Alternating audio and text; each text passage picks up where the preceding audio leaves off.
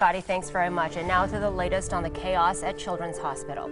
We have just learned the armed suspect in yesterday's shooting inside the hospital has been transferred to the Milwaukee County Jail.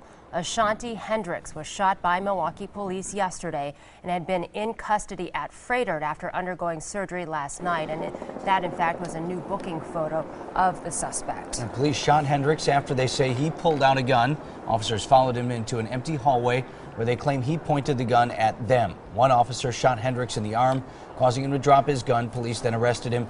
Nobody else was hurt. Business has returned to normal at the hospital today. There will still be an understandably high level of anxiety for employees, for patients, and for visitors today. Our team coverage begins this morning with Samara Sotis. She is live outside of Children's Hospital with more. Hi, Sam. Hi, Susan and Vince. Well, no question it will be a tough day for everyone out here as they try to get back to normal. Yesterday at around noon here, the hospital received a call for an active shooter. Police say that when they received that call, they discovered that that person was 22-year-old Ashanti Hendricks, who was visiting his baby on the 7th floor neonatal unit. Milwaukee police say they received a call that an armed wanted felon was in the hospital. That's why they say they dispatched officers there.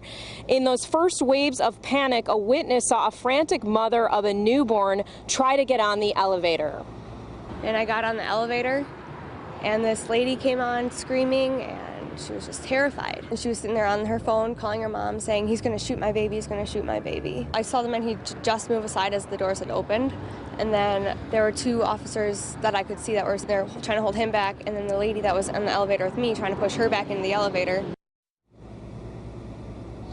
Now, police say that Hendricks threatened them with a gun, and that's why he was shot in the wrist. He was taken care of here. He had surgery here. He's then since now been transferred to the Milwaukee County Jail.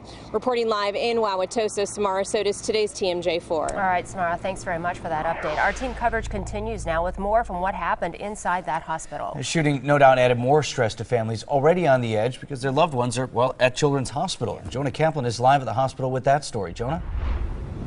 You know, when you think about it, Vince and Susan and everyone at home, I mean, the hospital is a place where everyone's already tense, as you mentioned. They're on edge, and really, they're defenseless. The only strength they have comes from their hearts, their emotional strength. So shaking and scared, a 12-year-old actually emailed us right from her hospital bed during the lockdown. We reached her by Skype, and she walked us through the frightening experience. That was McKenna Ragazzi's first overnight stay, 12 years old, and she was undergoing treatment when she heard over the intercom an announcement of an active shooter. The nurses and everything were acting calm at first, and I asked my dad, how were they calm? Like, this is scary. She had her parents by her side today. Parents, mom and dad will no doubt be by McKenna's side indeed, along with all these other patients. So again, it's really going to be a time for healing, not just physically for these people who are in the hospital, but emotionally as well. We're live here outside Children's Hospital in Wauwatosa. Jonah Kaplan, today's TMJ4. All right, Jonah, thank you very much. Well, the whole situation certainly was terrifying. It hit very close to home for our Caitlin Morales' husband, who happened to be working in surgery at Children's Hospital yesterday. In fact, you were one of the first people to alert this, to bring this to our attention. Yeah, we were running some errands yesterday afternoon, and I got a text message that Children's Hospital was under code blue, that there was possibly a shooter there, and he was actually asking if I knew any information because clearly they were a little isolated. They were locked in the operating room while this was going on, so he kind of knows that every once in a while we get some information through our news accounts that they don't necessarily know about, and actually I checked and there was nothing in there yet. It was that brand new. Did he tell you what the mood was like in the operating room? I mean, because you're stuck, like you said, stuck in there.